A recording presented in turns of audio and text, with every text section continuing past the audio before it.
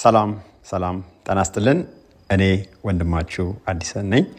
ከዚህ ቀደም ባየነው ክፍል ላይ ንጉስ ሆኖ ይፈርድ የነበረው አጼ ይስሐቅ የሚባል በ15ኛው ክፍለ ዘመን የነበረ የመካከለኛው ዘመን ንጉስ ነበረ።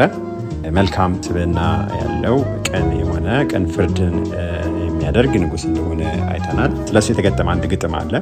እንግዲህ አማርኛው ያደገን የመጣው በዛ ዘመን በግዕዝ ተጽዕኖ ስር ስለነበረ አንዳንዱን የዚህን ግጥም ክፍል ሐሳቡን መረዳት ሊከብድ ይችላል። ግን ጀነራል አጠቃላይ ሐሳቡን ግን መረዳት ይቻላል። ይህንን ግጥም ያነሳውበት አንዱ ምክንያት በዚህ ግጥም ውስጥ በዚህ ዘመን ያሉ አንዳንድ ቦታዎች፣ ብሔሮች ተጠቅሰው እናገኛለን። እነዚህ ንጉስ ስር እንደነበሩ ነው ይሄ ግጥም የሚናገረው። አንዳንዶቹ ስማቸው ተቀይሯል፣ አንዳንዶቹ ስማቸው አይታወቅም፣ አንዳንዶቹም አጠራራቸው በዚህ ዘመን ትክክለኛ አጠራር እንደሆነ ተደርጎ የሚወሰድ አይደለም። እነሱን ስማቸውን በዚህ ዘመን ባለው አጠራር እኔ ቀይራቸዋለሁ። 1-3 ስሞች እዚህ ውስጥ አሉ። 1-2 ወይ 3 ስሞች አሉ። አንዳንዶቹም የጎሳ ስሞች ሆነው እነዛ ጎሳዎች አንደኛው ብሔር ላይ አሁን ባሉ ብሔሮች በአንደኛው ውስጥ ገብተው የዛ ጎሳ የዚህኛው ብሔር አጠቃላይ ስም ሆኖ የተቀየረበት ሁኔታ አለ። እንደዚህ አይነት ነገሮች አሉ። ግን ከሞላ ጎደል ብዙ ስሞች ኢትዮጵያ ውስጥ አሁን ላይ ያሉ አጠቃላይ ኢትዮጵያ አሁን የምንላት ሀገር ውስጥ የነበሩ በዛ ዘመን እንደነበሩ በንጉሱ አስተዳደር ስር እንደነበሩ የሚያሳይ አንድ ግጥም ነው። ይሄን ግጥም ላቀርብ የሚወሰንኩት አንዱም አማርኛውንም እንድንረዳው ነው።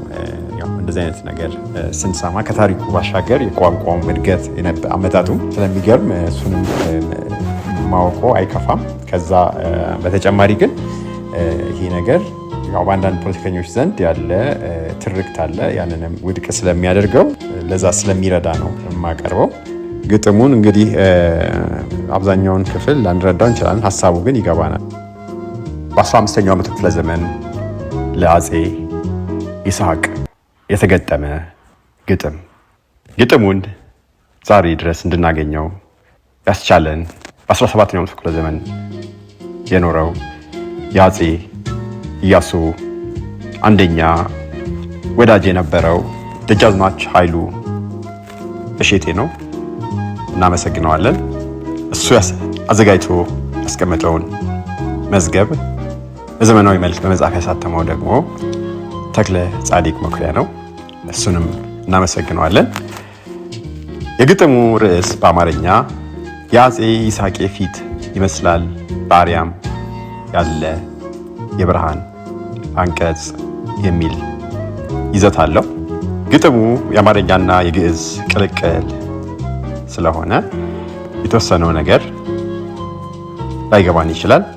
ግን አጠቃላይ ስሜቱን በዚህ ዘመን ያለ አማርኛ ተናጋሪ ይገባዋል፣ ስሜቱን ይረዳዋል።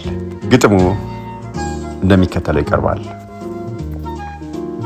ገጽ ዣን ይስሐቅ ገጽ በአርያም ይመስል አንቀጽ እሳት ይመስል ብኩስ ከመወዳለው ሉጽሉጽ ገጽ እንዲያስደነግጽ እስራኤላዊ መደንገጽ አይነ ቁራቡንቱ ቢገልጽ ማናየህ ገጽ በገጽ አይን እንደ ሎሚ ይፈርስ ገላው እንደ ሽንኩርት ይላጽ ያየህ ገጽ በገጽ እሳት ይመስል ዣን ተራራ አይዞ ሲልጽ ማህበሩ ሲቆርጽ እንዲያስደነግጽ አንበሳ ይመስል ዣን ፍሪዳ አይዞ ሲጋይጽ ማዕከል አገዳውን ሲፈሰፍጽ እንዲያስደነግጽ እንዴት ታስደነግጽ ጎሽ ከፊላው ሲወጽ ዱር በቀንድ ሲገለጽ እስትንፋሱ ሲቆረጽ ደንጊያ በእግሩ ሲፈልጽ እንዲያስደነግጽ እንዴት ታስደነግጽ ደንጊያ በቁልቁለት ሲሮጽ እርስ በርሱ ሲፋለጽ እንዲያስደነግጽ እንዴት ታስደነግጽ ኮከብ ትመስል ዣን በጽሩ ሰማይ ሲሮጽ ወደ ምዕራብ ሲሰርጽ ገጽሁ እንዲያስደነግጽ ስሬ ሰራዊት ይመስል ዣን ሐምበል አልብሶ ረመጽ ጎድን በሪም ሲፈጸፈጽ አንገት በሰይፍ ሲቆረጽ ገጽሁ እንዲያስደነግጽ ዣን ይስሐቅ ገጽ መልአክ ይመስል ዣን ሳፍ ለሳፍ ክንፍራጽ ወርካ ከስሩ ነቅሎ ሲሮጽ እንዲያስደነግጽ ገጽሁ የዣን ይስሐቅ እንዲያስደነግጽ ዣን ይስሐቅ ገጽ ፈረስ ሲያሮጽ ሲጋየጽ ስልጤና ይዞ የግብጽ ዛባዊ አይታወቀጽ ማናየህ ገጽ በገጽ ወንበዴ ጠፋ ለአመጽ አይን በፍል ስታፈልጽ እጅ በብልህ ስትቆርጽ ጠብህ የግብጽ ኃይልህ የህንጽ ዣን ይሳቄ ትኩር ትኩረቱም ተምህር የዣን ይሳቄ ነገር በሀብል በቃል ጎጃም ይንገር አፍሶ አይፈጁ አፈር መትሮ አይፈጁ ግራር እስኩ ይንገር የእሳታዊ ዱር ለበቅሎ ያልበቃው መተከል ለፈረስ አልበቃው ጨንገር በሀብልም በቃል ይንገር ብዝቱን የሚቆጽር ኩናማ ይንገር ፍየሉን የሚያቆጽር ቢዘማ ይንገር ብዝር የሚያስቆጽር ሶቢ ይንገር ብዛት የሚያስቆጽር በረድ ይንገር ጉቱን የሚነግር ጉቱን የሚያስቆጽር በጥ ይንገር ገችን የሚያስቆጽር ማለጉ ይንገር ገቹን የሚያስቆጽር አብድራ ይንገር ገሹን የሚያስቆጥር ገንቦ ይንገር ግብሩን የሚገብር አብስሎ ተብዕል ግምጃ ቤት የሚጀጎል ሸት ይንገር ገቹን የሚገብር ድግአት ይንገር ዋማ ይንገር ቤት ይንገር ወርቁን የሚገብር የም ይንገር ከምባት ይንገር ፈረሱን የሚያስቆጽር አነሞር ይንገር ተርቀር ይንገር ሐውዝኛ ይንገር ፈረስ የሚገብር ቆጪ ይንገር ዝርህ ይንገር የአንበሳ መተክል ብሶ ደንጊያ ያኖር ቋራ ይንገር ፈረሱን የሚገብር ዛቶ ይንገር ወላይታ ይንገር ባር ገሞ ይንገር ሱፍ ገሞ ይንገር ፈረስ የሚገብር ሀለባ ይንገር ቆቤን ይንገር ባድግ ይንገር ሀዲያ ይንገር ባሊሾት ይንገር ማና ይንገር ደሽላ ይንገር ዝቡራ ይንገር ዣን ይሳቅ ትኩር እንደ ሀብሉስ በቃል ሱማሌ ይንገር ጽሙር ይንገር ዘካር ይንገር አዳል ይንገር ባህር ማተባ ይንገር በሰው ባለ ሀገር አብርሃም የሚሉ ታቦት ተከል ለቅዱሳን ናኝ ምድር በብረት አስቸጎል በሪማስ ማገር ዣን ይሳቄ ትኩር ትኩረቱም ተምከር እንደ በለሁ በቃል ምጽዋ ይንገር በምጽዋ ምድር ጠርስባዊ ነበር እንጀራ በትኩር ጸላው በስፍር አብ ከልጁ ሲጨመር ጸፋቸው ሲናሰር ዣን ይሳቄ ከዘመት ሀገር ተንቀሳቀሰች ሀገር ጎማ አዘለች በዱር አሳም አዘለች በባህር ባህሩም ማዘነ በጀባር ዣን ይሳቄ ሐወርወር ግድ ዣን ሀርበይ ወልድ ዓለሙን ገዛዋቸው በግድ አልገዛዋቸውም በውልድ ረጅም ወርካ ከተናሃድ ባለምሳሩ ከወረድ ረጅም ለአምድ አጭሩን ለገረዳድ አስመስሎ ገባሪ ሃርድ ዣን ይሳቄ የግድ መላሳይ አለኑ እንሂድ ከዚህ ማን ይጻመድ ከምሰማይ ወረድ ከመላእክት ተፈረድ ሲፈጀን በስላውን ሲሰጉድ እንደ አሳ ሲላጨድ መላሳይ አሉ እንሂድ ጂቤ ያዝ ከብድ ሀተን ጠብጠብ ብርንድ አስመስሎ ገባር ሃርድ ዣን ይሳቄ የግድ የዣን ሀርበይ ወልድ እያማ ዥን ይሳቁ እያማ አሁን ወዴትማ ተመታህ በጋነ ሆማ ወደል ሀደሰማ ጋጃ ነፋሳማ ምስራቅ ሆነች ጨማ ምዕራብ ሆነች ማማ ተተከል ቀራሁማ መስቀል ደባማ እንግዲህ ወዴትማ ዣን ይሳቄ እያማ። የግጥሙ የተወሰነው ክፍል የሚከተለው አይነት ትርጉም አለው። የአፄ ይስሐቅ ፊት በአርያም እንደተከፈተ የብርሃን አንቀጽ ነው። ፊቱ የሚያስደነግጥ እሳት ነው። የእስራኤላዊ ፊት እንደሚያስደነግጠው ያስደነግጣል። ዓይንህን ስትገልጥ ማን ፊት ለፊት ተመለከተ? የተመለከተ ዓይን እንደ ሎሚ ይፈርጣል፣ ገላው እንደ ሽንኩርት ይላጣል። ጫካውን በቀንዱ እንደገለጠ ጎሽ ከማደሪያው ሲወጣ እስትንፋሱን ቀጥ ሲያደርገው ድንጋዩን በእግሩ ሲፈልጠው እንዴት ሲያስደነግጥ! ድንጋይ እርስ በርሱ እየተጋጨ በእግሩ ላይ ሲበር እንደሚያስደነግጥ ሲያስደነግጥ!